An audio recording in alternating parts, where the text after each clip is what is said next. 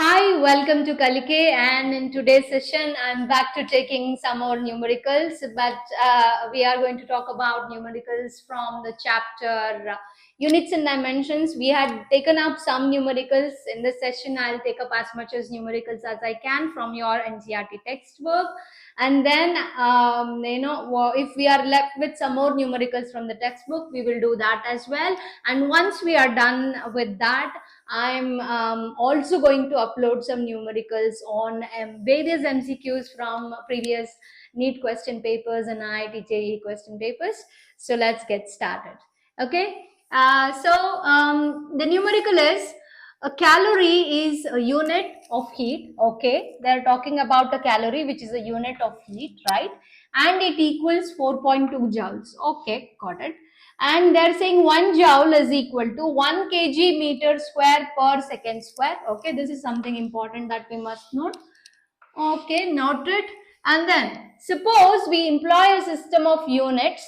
So instead of using the system of units, which is the SI system of units, where mass is measured in kg, length is measured in meter, and time is measured in second, they are going to employ a new system of units. Okay, they are employing a new system of units. Let's see what that is, in which the unit of mass is not just kg. They are saying the unit of mass is alpha kgs. Okay, so mass generally is expressed in the SI unit kg, but here in the new system of units, it is not only expressed in kg but in alpha kg. So you have a term called alpha, which is extra in the new system of units that they want to introduce. Okay, now the unit of length is beta meter. So it is not in SI system of units. We know that the SI unit of length is just a meter, but here they are referring to the new unit as beta meter. So beta is the new term that is added in the new system of units. And time, as we know in SI system, is measured in seconds, but here they have introduced a term called gamma. So this is your new system of units. So what are we supposed to do with all this information? Let's see. Show that, okay, we have to prove something. 1 calorie, okay, which was, what is a calorie, which is the unit of heat, is equal to 4.2. What is 4.2? This 4.2 joules. 4.2 into, you have to express mass. Kg here becomes alpha minus 1. It must have been kg minus 1. Let me double check. Okay, so it says kg alpha minus 1, beta minus 2, and gamma to the power 2. So this is your new numerical. Here you had expressed it in kg meter square per second square, but in the new system of units, these will be the new parts, and this will be your new kg, this will be your new length, which is meter, and this will be your new time, which is in second, right? So it may seem a lot more complicated, but trust me, it is not. It's a very simple equation. You just need to understand, how to start the problem, how to go about it. So let's get started. Okay, now to start, in the new system of units, okay, let's first, in the new system, we have new length. I'm not no more measuring the time, the unit of length. I call the unit of first is mass. The unit of mass m dash is alpha times kg, right? But if I have to express this joule, which is 1 kg, what is joule? 1 joule is 1 kg. So I need, how much is 1 kg, right?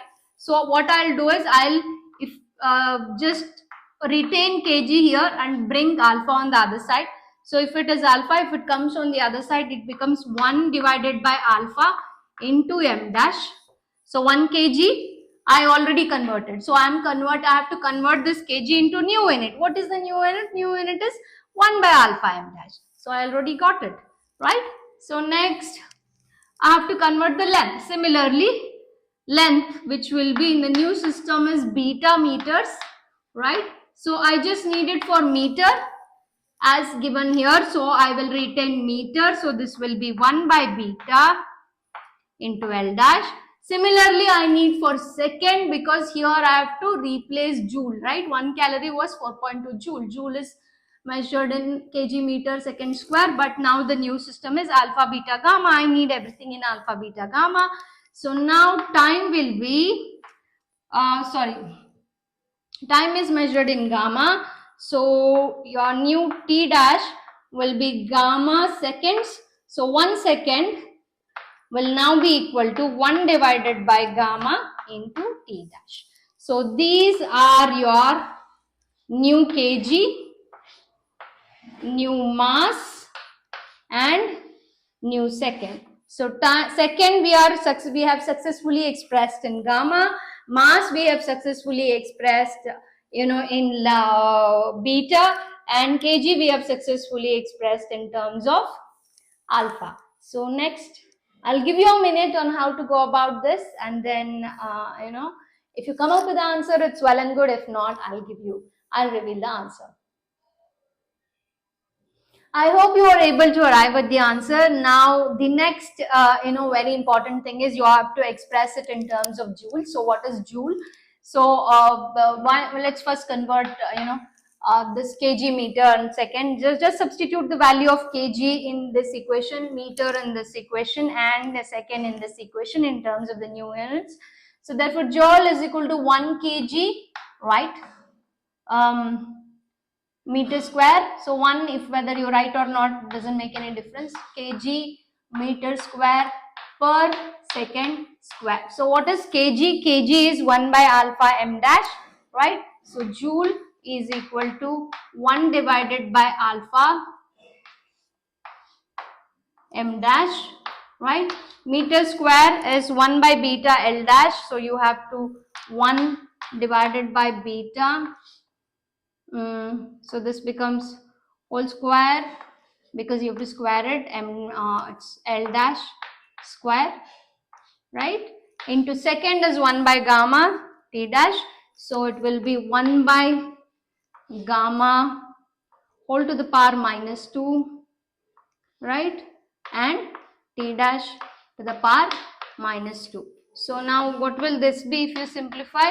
1 by alpha, if you bring it to the numerator, it becomes alpha power minus 1, m dash will remain as such, right? We can write that later. We will write all those m, l and t on the other side. So now beta to the power 2. So 1 by, this will have beta to the power 2 when you make it square it. When you bring it to the numerator, if you want, I can write one more step so that there is no more confusion. Don't worry, I will write m dash l dash on the other side. Okay, I'm only writing alpha beta first, and then gamma 1 by gamma to the power minus 2, right? Now this will be m dash l dash square and t dash to the power minus 2. So what will joule be? Joule will be equal to alpha to the power minus 1, beta to the power 2. When it comes to the numerator, this becomes beta to the power minus 2, gamma to the power minus 2 in the denominator. When you bring it to the numerator, it becomes plus 2. So gamma to the power 2 into whatever you have, m1 l square, that is m dash, right? So m dash 1, let me write it in terms of these. So t dash minus 2, right? So this new system of units. Now you got this. Now what you need to express? You need to express calorie into joules. How much is 1 calorie? 1 calorie is 4.2 joules. So 1 calorie is equal to 4.2 joules. But how much is joules? 4.2 joules is 4.2 into, in the new system of units, is alpha minus 1, beta minus 2 and gamma 2. So you need not write this. This is not needed to write. So just 1 calorie will be equal to whatever they've asked you to find out. Okay, so this is gamma minus 1, beta minus 2, sorry, alpha minus 1, beta minus 2, gamma to the power 2 is what needs to be found out. So it is very simple. It may look complicated, especially when you see symbols like alpha, gamma, and beta. So please do not panic. Try to understand, solve more and more. That's the only secret in becoming a pro at solving physics problems. The more you solve, the more ideas you will unleash, and more ideas are going to unravel, and you know how to approach a particular problem. Let's take up the next numerical now.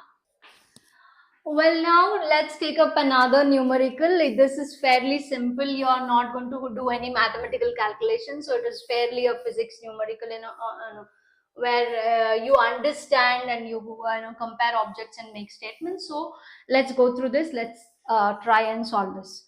Okay, so what does the problem say? Explain the following statements. Okay, you're explaining the following statements. Fine. To call a dimensional quantity large, what's a dimensional quantity? Dimensional quantity is a quantity that can do some measurement, right? That has got some dimensions like length, mass, time, force, acceleration, speed, velocity. These are all called dimensional quantities. So any physical quantity that can be measured is a dimensional quantity. So what are they talking about, these physical quantities? They are saying if you want to call any dimensional quantity like velocity, like speed, like force, large or small. If you want to say the number that you measure is either large or small, okay, is meaningless. Okay, why is it meaningless? Is meaningless without specifying a standard for comparison. Well, now let's say you have a bike moving and you have a bicycle moving. You have a small bicycle. Okay, so a cycle in comparison, let's say a cycle and a bike is moving at a speed of, let's say, 60 kilometer per hour, whereas a cycle is moving at a speed of, let's say, 5 kilometer per hour. Okay, now if I cannot randomly say the bike is moving faster, right? There could be another car which would be moving at 120 kilometer per hour. So you have to compare when you are talking about the speed. What is the dimensional quantity that we are referring to here? We are referring to a particular dimensional quantity called velocity or speed. I can't say that the speed of bike is much greater. I have to give a comparison, much greater compared to the speed of the bicycle that is moving next to it. So there has to be a comparison. There are no absolute quantities. So therefore, we give a comparison and only then we say whether the measured physical quantity is either small or large. So that makes sense. Let's see what are the statements. We need to rectify the statement. If there is no comparison, then what we are going to do is we will add a comparison to it and rewrite the sentences. Okay. Well, the first one is atoms are very small objects. True, they are very small objects that we know around us, but then are they really small? Don't you have any other smaller object in the universe? You do have very smaller objects than atoms in the universe. But what we need to do here is you need to rewrite the sentence by giving a comparison. So I say atoms are very small objects compared to what? Sand particles, right? Compared to sand particles. So sand particles can still be seen through naked eyes, right? So particles of sand. So I say atoms are very much smaller compared to sand particles. That solves the problem. So we have reframed the sentence. Next, a jet plane moves with a great speed. Of course it does. But is it the only object that moves with the greatest speed? You have lots and lots of other objects in the universe that move with a greater speed, like a comet, like an asteroid, or could be something else. The one that you saw very recently, which is 3I Atlas, which is moving with a very greater speed. So saying that just making a generic statement that a jet plane moves with a greater speed is nonsense. So a jet plane moves with a greater speed, yes, true, compared to a car, or a bus. Okay, simple. We reframed it. The mass of Jupiter is very large. Yeah, it could be, it is large, but compared to what? So let's say the mass of Jupiter is very large compared to that of a moon. Compared to that of a moon. So obviously moon is not as heavy as Jupiter, or you can also say compared to that of a small football, anything, any comparison, right? A proton is more massive than an electron. So here they already have a comparison. Yes, proton is more massive than an electron, which is a true sentence, because proton is heavier. It is 9.1 into 10 power minus 31 kg, whereas electron has a lesser mass. I think 6.6 into 10 power minus 27 or so. This is true. Proton is more massive. You don't need to correct the statement. The last statement is the speed of sound is much smaller than the speed of light. Yeah, that's true. I mean, nothing can travel faster than the speed of light, as we know. I mean, if you could travel through the speed of light, you could achieve a lot more things, right? Light is the one which travels really faster than the speed of sound. That's why you see the lightning first and hear the thunder later, right? That justifies. So even the last statement is true. So see, I mean, not all numericals are really tough. So these could be, this is how you understand physics. This is how you understand how to solve a problem. So make a practice of, going through it, trying to solve through it. See my videos, and you once you see, you practice it on your own, close it, practice it on your own, right? If you fail, attempt again. Don't be afraid to fail. So that is always the key to be a pro at physics. Let's take another numerical. Okay, so let's read it out. What does it say? It says a new unit of length. Oh, okay, it's a new unit of length. Length is generally measured in meters, so here they are saying it is measured in a different unit.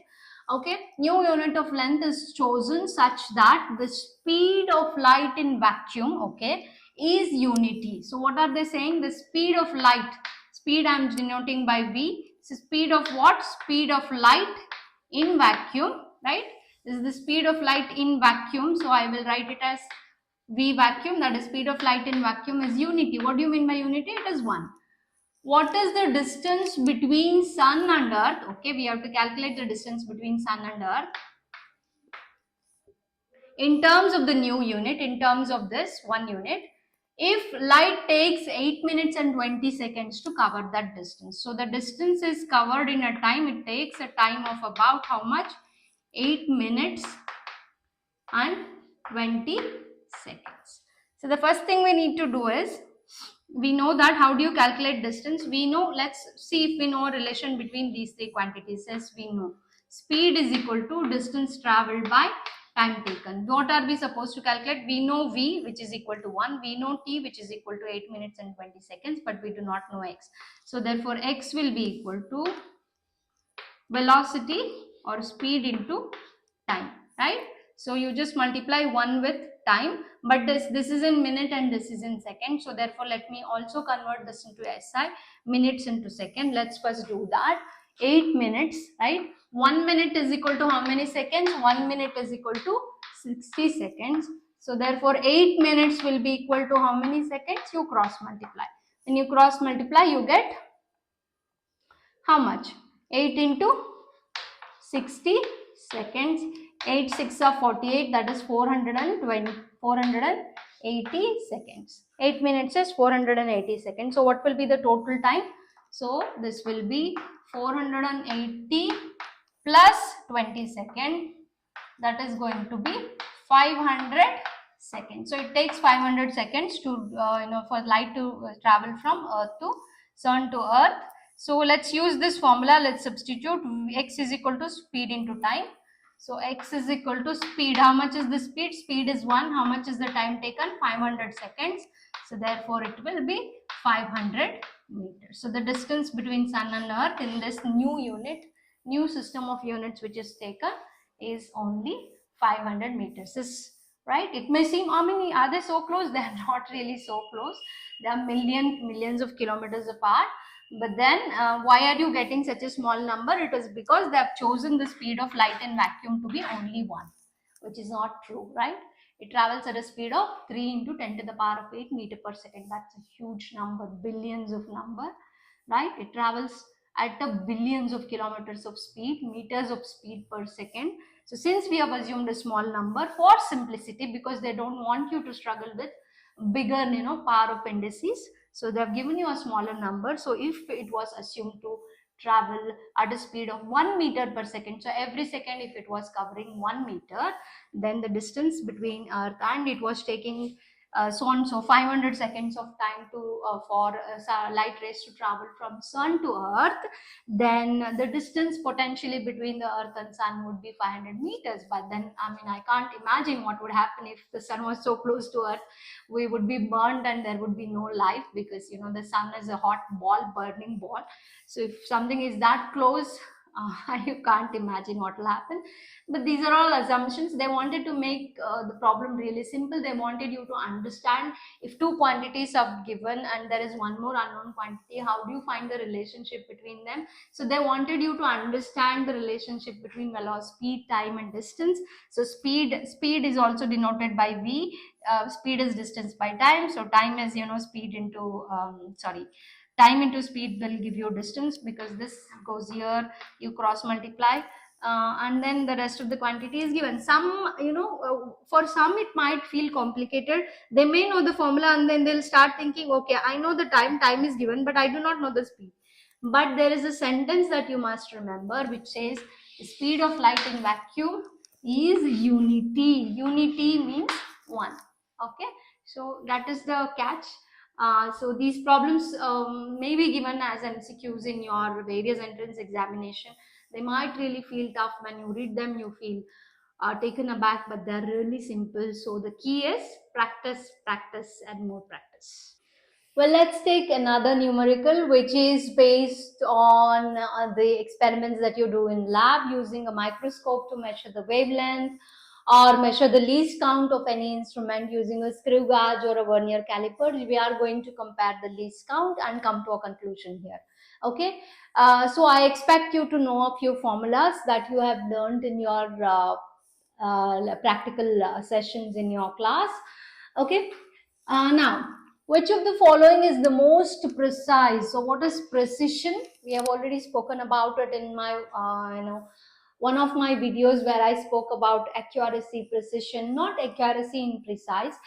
We spoke about precision and least count, which device is called more precise and which device is called, which has a better least count. We spoke, I've done enormous elaborate video on least count. If you're someone who is watching only numericals and do not understand what least count is, please go back and watch my video on precision and least count.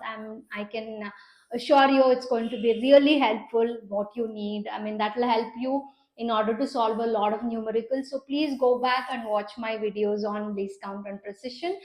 So since I've already done it in one of my videos, I'm not going to talk much about least count. I only want to tell you that least count is the least measurement that any device can measure, right? The least amount of measurement that can be made using any measuring device is what we refer to as the least count of any measuring device. Okay, so what are we going to do? They are asking us, how can you make a precise measurement? So the better the least count, better is the precision. When I say better the least count, you should be able to measure it to a large number of decimal places. So imagine if I have a device that can measure up to only one decimal places. Let's say 0.1 centimeter is the least measurement that it can make. That means I know the numbers only till one decimal places. If I have a better instrument that can make a measurement up to, let's say, two decimal places, like 0.01, that has got a better precision, because I'm able to tell you the second number as well. If I have a measurement that can measure up to 3 decimal places, let's say the least count is 0.001, which can measure up to 3 decimal places, it's even more precise. So better the least count, better is the precision, right? So that is the funda that we are going to use in order to analyze these questions. So what is the first instrument they are using? Of course, they are using a vernier calipers. A vernier calipers is a device that you use to make measurements of small objects, right? You must have used it in your practical sessions. They are saying it will have a main to tell you, it will have a main scale division and a vernier scale division. There will be two divisions. You place the object in front, in between, and then you make sure it is tight, and then you see both the main scale division and the vernier scale division and make your measurement. So let's see what is the least count of this instrument. So least count of this instrument is value of one main scale division, that is The value of one main, on the main scale you have some certain centimeters, so what will be the value of one main scale division divided by number of vernier scale divisions. VSD in the sense vernier scale divisions. Do you know the formula for this? I hope you know it. I'm as obvious. I'll give you a minute. I'll give you a few seconds to think about it, and then I'll write the answer. So the value of one, I hope you got the answer right. So the value of one main scale division on a vernier calipers is 0.1 centimeter, and they are saying there are 20 divisions on the vernier scale. So divided by 20, 0.1 divided by 20, 0.1 divided by 20 can be written as 1.1 can be written as 1 divided by 10, and you already have 20, right? So you have, it is as good as 1 divided by 200. So what is 1 divided by 200? What is 1 by half? 1 by half is 0.5, right? So this can be written as 1 divided by 2 into 10 to the power of 2. So 10 power 2, if it goes in the numerator, that will be 10 power minus 2 divided by 1 by 2 is 0.5. So 0.5 into 10 power of minus 2 centimeters. So I'll leave it as such, and then we will convert it all of them in the similar units. Okay. So it is 0.5 into 10 power minus 2 centimeter.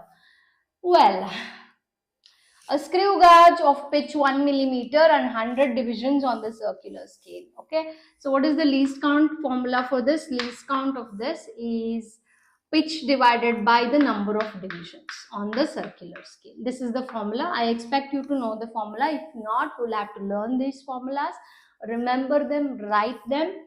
Okay, we'll take up a session on when I finish every lesson, I'll take up a session on writing down the important formulae, and and probably we'll also do if this quantity is given and this is unknown, if there are two unknowns, how do you find the other quantity? So possible questions, maybe I can take it up even when I'm doing MCQs or NEET or IIT-JEE. So that will help you a lot. That's how you learn physics. So pitch divided by number of circular scale divisions. Number of circular scale divisions, I'm calling it as CST. So pitch is 1 millimeter. Okay, 1 millimeter divided by 100. This thing. So it is 1 millimeter. Since there are two zeros, you get 2 decimal points. So 0.01 millimeter. Make a note. This is in millimeter. This is in centimeter. We can't make a comparison. We will have to convert this to millimeter as well, which we will do. Okay. Before that, I'll also take up this. An optical instrument that can measure a length within a wavelength of light. So if it can measure one wavelength of light, then the least count of this is one wavelength is always equal to, if I'm not wrong, it is 500 nanometer. So what is nano? Nano is 5 to the power of minus 9. So 5 into 10 to the power of minus 9 meters. But then this is in meter, this is in millimeter, that's in centimeter. We can't compare the units because they are all different. Let's convert all of them to millimeter, and then let's see which can measure it to a large number of decimal places. More the number of decimal places, obviously the precision is better. I'll give you a moment to think on how to convert this, and then I'll reveal the answer as usual. Well, I hope you got the answer. If not, here is the reveal. So for vernier calipers, let's make, this is for vernier calipers. So for vernier calipers, the least count will be equal to, I have 0.5 into 10 power minus 2. So that is 0.5 into 10 to the power of minus 2 can be written as, you already have one decimal place, 10 power minus 2, which will have two more zeros, right? So that means you have to shift two more decimals. So that will be 0.005 centimeter, but I have to convert this into millimeter. How do I convert this to millimeter? I need to know how much is 1 centimeter into so I have centimeter here. I need to get rid of centimeter, so I'll write 1 centimeter so that I can get rid of centimeter. I need millimeter here. 1 centimeter is 10 millimeter, so centimeter gets cancelled. So the answer will be equal to 0. If you multiply, it will be 0.05 millimeter. Since you have one, it comes here. it moves here, 1 decimal place moves here, because it will be 50, so it is 0.05 millimeter. Whereas for screw gauge we already know, let me write it. For screw gauge it is 0.01 millimeter, so both of them can measure up to 2 decimal places. Both of them have the same accuracy. What about this? For about the optical instrument, so I'll call the optical instrument as OI. So the least count for that optical instrument is 500 nanometer. That is 500 nanometer is 5 into 10 to the power of 9 meters. I need to convert it to millimeters. So 1 millimeter is 10 to the power of 3 millimeters. So meter and meter gets cancelled. 10 power minus 3 and 10 power plus 3 is 10 power minus 6. So if I have 10 power minus 6, it will be 0.00060. So 6 decimal places, 4 decimal place, 5 decimal place, and 6th decimal place. So therefore, which has a better precision? The optical instrument definitely has a better precision, because it can measure up to 6 decimal places. So as simple as that. If you have any doubts understanding how did I convert it, obviously I'm going to share a notes with you soon on this, which you don't need to sign in. You can access it easily without a sign in. If you have any questions, please not hesitate to write comments below so that I can explain it in detail again. Okay, thank you. Well, let's take another numerical where again you get a chance to, probably convert units or deal with decimals. The more you, use decimals, you come across numericals where you have decimals, you do multiplication and division, you will know how the decimal places actually shift. When you move the decimal towards the left, what will happen? You will have a positive power of index. When you move it to the right, you will have a negative power of indices. So the more you practice, you will not fail to remember. You will exactly remember how to solve a particular problem. It saves a lot of time. So it is, again, I am urging you to practice more and more and more. So let's take this numerical up now. What does it say? It says a student measures the thickness of a human hair. Okay, so they take a strand of hair, just a single strand of hair, and they're trying to measure the thickness of hair. Obviously, you need a microscope to do it. You can't do it with any measuring instrument that we can see, right? That you just have at home. So he's trying to measure the thickness of human hair. Okay, by looking at it through a microscope. Fine.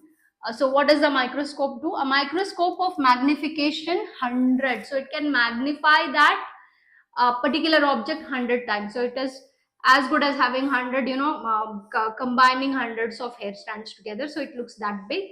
So they're trying to make a measurement using that. So he makes 20 observations. Obviously, one observation, more the number of trials, more is the accuracy. The errors do reduce when you make they average out. So it is always essential that you take a lot of measurements so that the errors get averaged out easily and you get a better measurement, right? No measurement is accurate. Please always remember that there is nothing absolute. So all the measurements will be accompanied with some or the other. You can never have an accurate measurement no matter what you do, what precise instrument you have.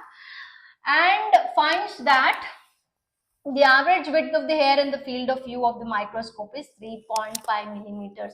So using an instrument which can magnify the image 100 times plus taking 20 trials, the student is able to come to a conclusion that the thickness of hair was 3.5 millimeters. Well, which might not be true, because this looks a bigger measurement. The thickness of a hair is even smaller than that.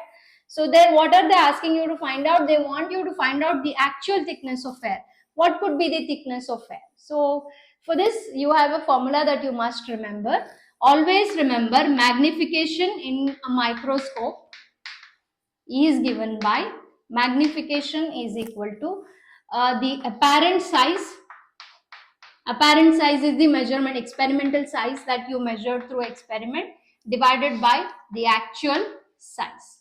When I say actual, again, it's not the actual size. There will be errors, right? But that is also measured experimentally. So what is the magnification? Magnification is 100, right? and apparent size is also given. You have the actual size. We need the actual size, so let's swap these two factors here. So actual size, I will write it as AS, is equal to apparent size, I will write it as apparent size divided by the magnification M. How much is the apparent size that is measured? It was measured to be 3.5 millimeter. What is the magnification factor? It could magnify up to 100 times. So therefore 3.5 divided by 100. Again 3.5 can be written as 35 divided by 10, right? Into you have 100. So that means you have to keep a decimal point after 3 digits. So that will be 0.035. You have 3 digits and then a decimal place, that millimeters. So the measurement was actually wrong. He measured only up to 1 decimal place, not even 1 decimal, yeah, 1 decimal place. So it is actually 3 decimal places. 0.035. This looks a bit closer to the accurate value because the hair strand thickness is really small. It can never be 3.5 millimeters at all, especially if you're taking a single strand of hair. So this is how you do the conversions. So I have seen a lot of learners or students in my career, and I've seen they literally fail when they have 0.5 and they have 100. They do not know how to know the decimals. So what's the key again? That is practice and more practice, right? And understanding the fundamentals well. Well, the next question is very interesting. It's a very logical or an analytical question. It tells you how you reason out a problem. So let's take it up. It says you are given a thread, okay, and a meter scale. So you have a meter scale and let's say a piece of thread, okay, some piece of thread. How will you estimate the diameter of the thread? Okay, so if you take the thread, you have to, the thread will be circular, right? So you have to find the diameter, which is, oh god, very microscopic. So how do you do this? How can you do? Can you do it using a meter scale? No. So how do you do this? So what do? You take a cylindrical rod and take the length of the thread and start rolling it around. Okay, start rolling it around like this next to it. Let's say I make it 20 or 50 or whatever, some turns till the length of the thread is over, or you can cut the length of the thread because you are calculating the diameter of the thread, right? So you roll it over, you have a certain number of turns. Let's say you have rolled it for 20 turns. So in order to calculate the diameter, what you do is you measure the length of the thread. You know the length of the thread using a meter scale. You can why, so that is why you are being given a meter scale. So the length of the thread is given by the number of rotations, number of turns on after which you roll it over, into pi. Pi is into the diameter of the thread, d. So that gives you the length, where pi d is nothing but the circumference of the thread. Okay, so therefore how do you calculate d? D will be equal to L divided by N into pi. You know N, you know the length, you can measure the length of the thread using the meter scale. N is the number of turns, you do it on a cylindrical rod, and pi is, make sure that you don't, you roll it next to each other, adjacent to each other, not over each other, so that you can calculate the number of turns, and then pi is 3.142 or 22/7. So this is how you calculate the diameter. So this can be your MCQ or a NEET or an IIT JEE question or any entrance exam question for that matter, because this is a basic logical question. So remember this formula, this is how you do it. Okay. So L is always equal to number of turns into pi into d, which is the circumference. Sometimes they can even give you the circumference. So if you know the circumference also, it is N into C, which gives you the length of the thread, right? So this is how you calculate. Sometimes you might be even actually asked to calculate the circumference. So if you know the number of turns and the length, if you can use a meter scale and measure it, you can actually calculate the diameter as well as the circumference of the thread. Well, looks like another logical or analytical question. Not much to do it here, but it is more of logical of how you have understood precision, accuracy, and least count. Okay. Well, so the screw gauge has a pitch of 1 millimeter and 200 divisions. So generally it will have 1 millimeter and 100 divisions on the circular scale. But here they are trying to increase the number of divisions on the circular scale. Okay, so do you think it is possible to increase the accuracy of the screw gauge by arbitrarily increasing the number of divisions on the circular scale? So they have literally doubled the number of divisions on the circular scale. So that means you might have a better least count, right? Because least count is equal to, what is the formula for least count of a screw gauge? It is pitch divided by number of divisions on the circular scale. Number of divisions on the circular scale, so that will be 1 divided by 200. You might have a better precision because it is doubled, it will be 0.005 millimeters. So you might have a better precision, but that will that guarantee the accuracy? I already told you no measurement can be accurate. So what is accuracy actually dependent? That does it depend on the least count? Does it depend on the precision of the instrument? Not really necessarily. Accuracy depends on the number of errors that we commit when we are taking the measurements, right? So we are humans and we are bound to make measurements. When we are measuring something, you have to keep it exactly parallel to your eye. You take a number of readings. It's human eye. There are bound to be errors. There will be a lot of errors due to parallax. Maybe the initial settings were wrong or the lab settings were wrong. There could be n number of errors that can happen when you are taking a measurement, even when you are measuring, making a very simple measurement using a meter scale. Also, these errors can occur. So no measurement is really accurate. So just by doubling the number of divisions on the circular scale or increasing the least count of the instrument, we cannot say that we are actually increasing the accuracy of the measurement that we are making, because accuracy depends on the number of reducing the number of errors. So if you concentrate on reducing the number of errors, on not on the least count or the precision of the instrument, you can definitely increase the accuracy only by minimizing the errors, right? So how do you minimize the errors? One way, as we know, is take a lot more measurement. Instead of taking only 5 measurements, make it 50 measurements, make it 100 measurements. So the more the number of measurements, the errors do average out, right?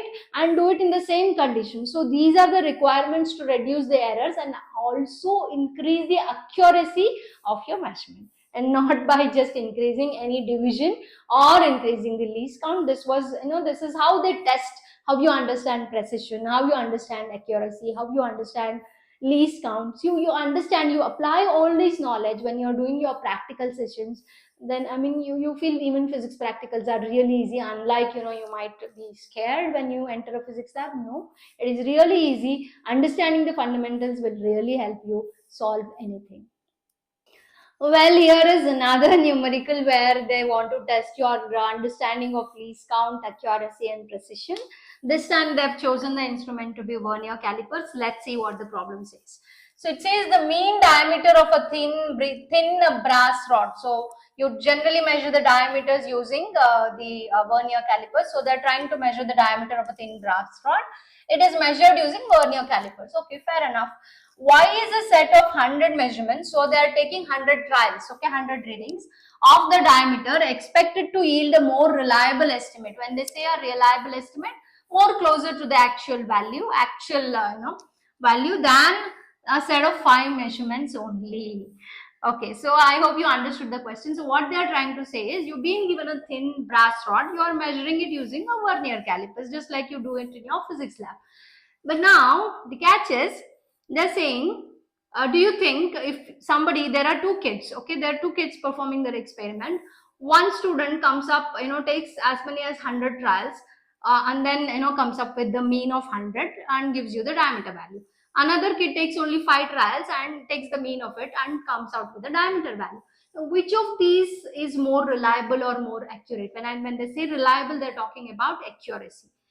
So, as we already discussed in the previous problem, obviously the one with the 100 measurements will be more closer to the reliable value, more closer to the actual value, or more reliable or more accurate than the one where a student has taken only 5 measurements, because more the number of trials, there is very less errors. The errors average you out, right? The errors do get reduced when you take the mean of all the 100 trials, whereas only 5 measurements, they do average out, but then there could be some error which is really high. They may not be, the values may not be consistent. So error is supposed to be more when you take 5 trials than compared to when you are taking hundreds of trials. So that's how you always achieve closer to accuracy or more reliable values. So I hope the session was clear.